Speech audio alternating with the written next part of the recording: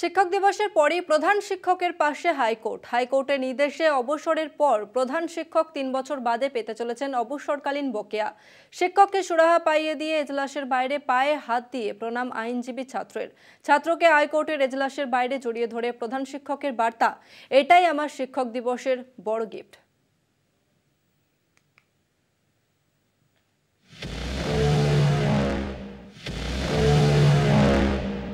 জুওলজিতে PhD Shambhunath Chakraborty Bardhaman municipal high স্কুলের প্রধান শিক্ষক ছিলেন। স্কুলে কড়াকড়ি করতে গিয়ে কয়েকজন শিক্ষকদের রোষানলে পড়েন তিনি। শম্ভুনাথ চেয়েছিলেন শিক্ষক এবং ছাত্ররা নিয়মানুবর্তিতা মেনে চলুন। প্রধান শিক্ষকের বিরুদ্ধে স্কুলের অর্থ তছরূপের অভিযোগ এনে বর্ধমান থানায় এফআইআর দায়ের করা হয়। অভিযোগ দায়ের করেন ওই স্কুলের শিক্ষক বিশ্বজিৎ পাল। 2023 সালের 1 জুলাই প্রধান শিক্ষক ডক্টর শম্ভুনাথ চক্রবর্তীকে পূর্ব বর্ধমানের চিফ জুডিশিয়াল ম্যাজিস্ট্রেট নির্দোষ ঘোষণা করেন। আদালত স্বতঃপ্রণোদিত হয়ে অভিযোগকারী বিশ্বজিৎ পালের বিরুদ্ধে ভুয়ো নথি দেওয়ার জন্য ফৌজদারি আইনের 211 ধারায় প্রক্রিয়া চালুর নির্দেশ দেন।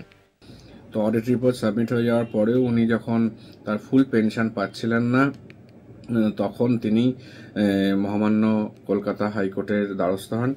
বলা বাহুল্য যে এর আগে উনি কয়েক মাসের জন্য প্রভিশনাল অন্তর্বর্তী পেনশন পেয়েছিলেন। তো ফুল পেনশনের জন্য উনি মহামান্য আদালতের কাছে আবেদন করেন এবং এই গতকাল মহামান্য আদালত, মহামান্য বিচারপতি জয় সেনগুপ্ত তিনি নির্দেশ দেন যে 3 সপ্তাহের মধ্যে তার ফুল পেনশন ওনাকে দিতে হবে এবং কালকে কোর্টে ডিআই তার এফিডেভিট দেন এবং বর্ধমান থানার সংশ্লিষ্ট আধিকারিক তিনিও তার এফিডেভিট দেন এবং বলেন যে তার বিরুদ্ধে আনা অভিযোগগুলি ঠিক নয়, কারণ তিনি ডিসচার্জ হয়ে গেছেন, তার বিরুদ্ধে কোনো অভিযোগ ঠিক নয়। তো এরপরে মহামান্য আদালত তাকে পেনশন দেওয়ার জন্য 3 সপ্তাহে পেনশন দেওয়ার জন্য ডিআইকে নির্দেশ দেন। 2022 সালের 31 জানুয়ারি অবসর নেন শম্ভুনাথ। যেহেতু তাঁর বিরুদ্ধে ফৌজদারি ধারায় অভিযোগ ছিল, তাই মাধ্যমিক বোর্ডের পক্ষ থেকে তাঁর বিরুদ্ধে বিভাগীয় তদন্ত চলতে থাকে। ফলে অবসরকালীন পাওনা থেকে বঞ্চিত হন তিনি। মাধ্যমিক বোর্ডের পক্ষ থেকে জানানো হয়, তার সময়কালের অডিট রিপোর্টের ফলাফলের ওপর এই নির্ভর করবে অবসরকালীন আর্থিক পাওনা। জেলা স্কুল শিক্ষা পর্ষদের পক্ষ থেকে অডিট করানো হয়। অডিট রিপোর্টে জানানো হয় কোনো রকম অর্থ তছরূপ হয়নি। এরপরে অবসরকালীন পাওনা না পাওয়ায় কলকাতা হাইকোর্টের দ্বারস্থ হন প্রধান শিক্ষক ডক্টর শম্ভুনাথ চক্রবর্তী।